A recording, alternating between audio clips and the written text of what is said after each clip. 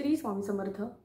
आपण नेहमीच म्हणतो की माझं नशीब खूप खडतर आहे किंवा खूप वाईट नशीब आहे, नशीब साथ देत नाही, किंवा तुमच्या घरात किंवा तुमच्या आजूबाजूला किंवा तुम्ही स्वतः जर अशी व्यक्ती असाल की तुमचं नशीब वाईट आहे असं तुम्हाला वाटतंय, किंवा तुमच्या नशिबात काही चांगलं घडत नाही, खूप खडतर तुमचं नशीब आहे, प्रारब्ध आहे असं वाटत असेल तर हा व्हिडिओ तुमच्यासाठी. व्हिडिओ शेवटपर्यंत नक्की बघा. या खडतर प्रारब्धावर सेवा किंवा उपाय मी तुम्हाला आज या व्हिडिओमधून सांगणार आहे, जे श्री स्वामी समर्थ महाराजांकडून आपल्याला स्वामी समर्थ केंद्रामधून मिळालेले आहेत. त्यामुळे व्हिडिओ शेवटपर्यंत नक्की बघा. ओम श्री सद्गुरु अक्कलकोट निवासी राजाधिराज योगीराज श्री स्वामी समर्थ महाराज की जय. श्री स्वामी समर्थ सगळ्यांना. आपण व्हिडिओला सुरुवात करूया की आपण नेहमीच्या किंवा रोजच्या जीवनामध्ये आपण ऐकत असतो किंवा आपण स्वतःही कधी कधी म्हणत असतो की माझं नशीब खूप वाईट आहे, माझं प्रारब्ध खूप वाईट आहे, किंवा मला कुठलीही गोष्ट सहजासहजी मिळत नाही, किंवा एखाद्या माणसाची एखाद्या व्यक्तीची मिळालेली गोष्ट ही टिकत नाही. अशा प्रकारचं जर ज्यांचं नशीब असेल तर त्यांनी अतिशय प्रभावी अशा महाराजांच्या काही सेवा करायच्या आहेत. त्या सेवा मी तुम्हाला सांगते. आता सगळ्यात पहिली सेवा आहे ती म्हणजे तुम्ही स्वामी समर्थ महाराजांच्या केंद्रात जाता. जर तुम्ही सेवेकरी असाल तर तुम्ही केंद्रात जाता.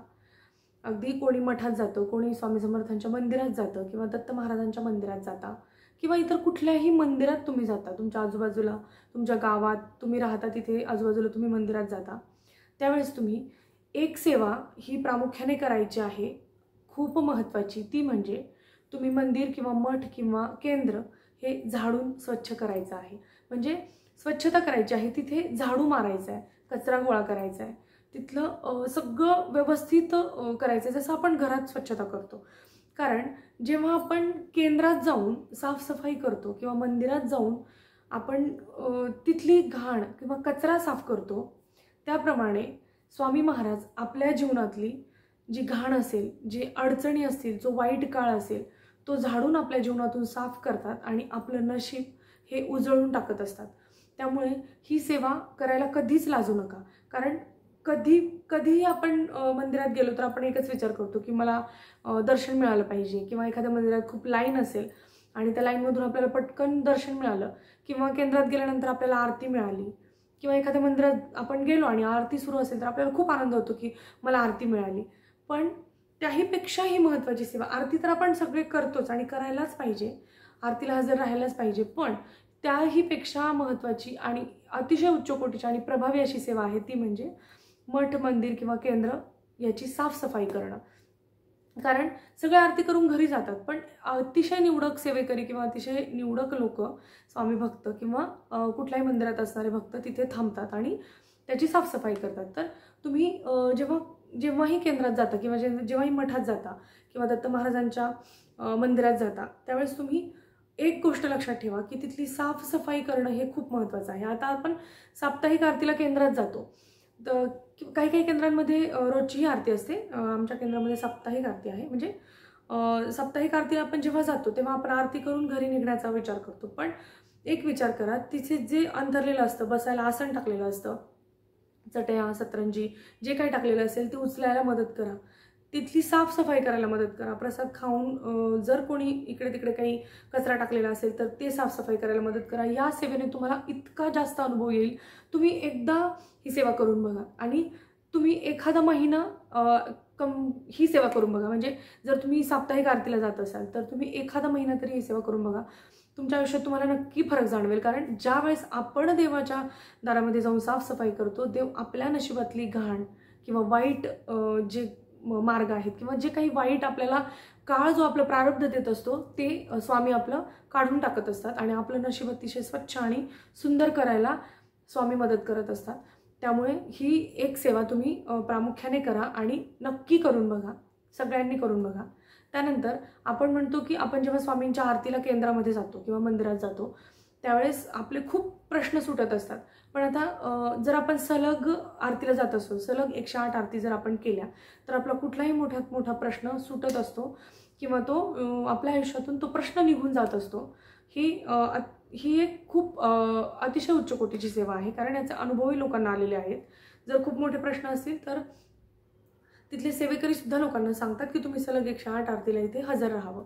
तर आता हे प्रत्येकाला 108 आरतीला हजर राहणं जमत नाही, काही कारण असतं. आपल्याला ऑफिस असतं किंवा कोणी वर्किंग असतं, कोणाचे छोटे मुलं असतात, घेऊन जाणं जमत नाही, अनेक अशी कारणं असतात आपल्याकडे. पण जर तुम्हाला सलग जाणं शक्य नसेल, तुम्हाला जेव्हा जाणं शक्य होईल तेव्हा तुम्ही नक्कीच केंद्रात जाऊन आरतीला हजर राहा. पण जर तुम्हाला जाणं शक्य झालं नाही तर तुम्ही घरामध्येही केंद्राची आरती घेऊ शकता. घरामध्ये केंद्रानुसार तुम्ही आरती घेऊ शकता. जर केंद्रामध्ये 10-10:30ला आरती असेल आणि जर तुम्ही घरात 10-10:30-11ला घेतली तरी चालेल. अतिशय म्हणजे टाईम जर तुम्ही पाळलात तर अतिशय उत्तम. पण अगदी थोडंसं इकडे तिकडे झालं तरी चालेल, कारण महाराजांना फक्त आपली भक्ती पाहिजे असते. कारण असं आपल्याकडे काय आहे जे महाराजांकडे नाही आहे. महाराज ब्रह्मांडाचे चालक, मालक आणि पालक आहेत. सगळं जे काही आपल्याकडे आहे ते आपल्याला महाराजांनीच दिलेलं आहे. त्यामुळे आपण फक्त एक विनंती करतोय त्यांना, किंवा आपण त्यांच्या चरणांवर राहायची विनंती त्यांना करतोय, म्हणून आपण हे सगळं सेवा स्वामी महाराजांसाठी करत असतो. तुम्ही घरातही नैवेद्य आरती घेऊ शकता आणि जे काही तुम्ही घरात बनवाल, चहा, शिरा, पोहे, नाश्ता, जेवण, प्रत्येक वेळी महाराजांना नैवेद्य दाखवून तुम्ही ते खायला घ्या. म्हणजे ते महाराजांच्या आशीर्वादाने ते जेवण म्हणजे ते प्रसाद बनवून तुम्हाला रोज मिळेल. त्याने तुमच्या घरातील अन्न शुद्ध होईल आणि तुमच्या घरामध्ये सात्विक विचार जास्तीत जास्त व्हायला लागतील. तुमच्या मुलांच्या प्रगतीमध्येही चांगली तुम्हाला प्रगती जाणवेल किंवा बदल जाणवेल.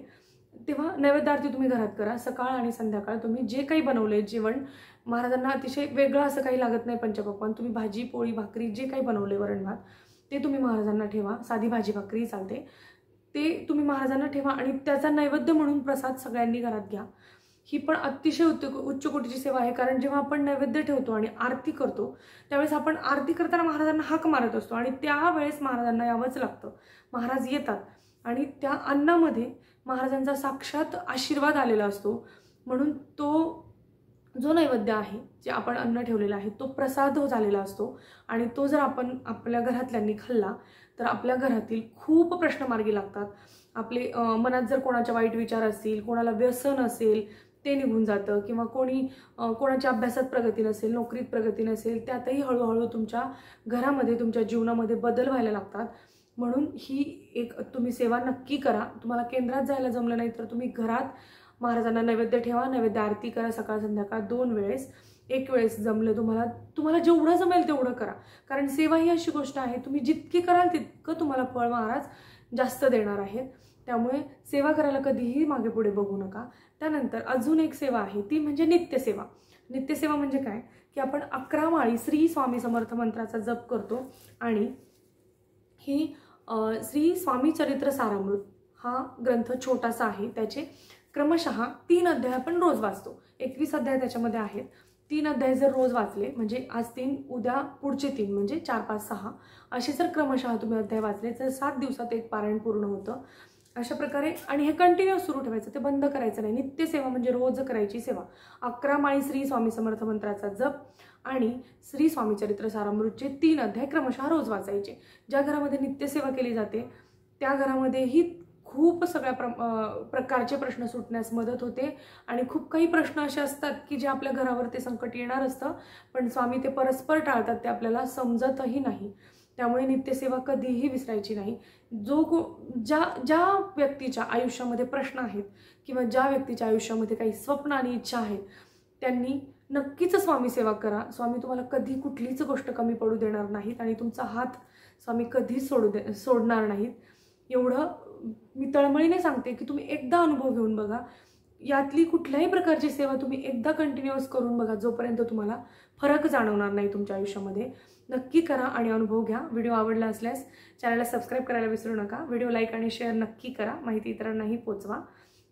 पुन्हा भेटूया अशाच एका नवीन व्हिडिओमध्ये, नवीन माहितीसहित, नवीन सेवेसहित. तोपर्यंत सगळ्यांना श्री स्वामी समर्थ.